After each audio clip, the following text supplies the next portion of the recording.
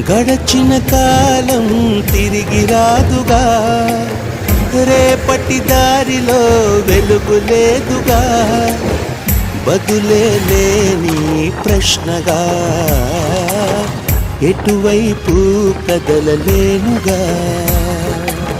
మనసేమో నిన్ను మరువలేదుగా, మరలా నిన్ను కలవలేదుగా, క్షణమో మరణం సాక్షిగా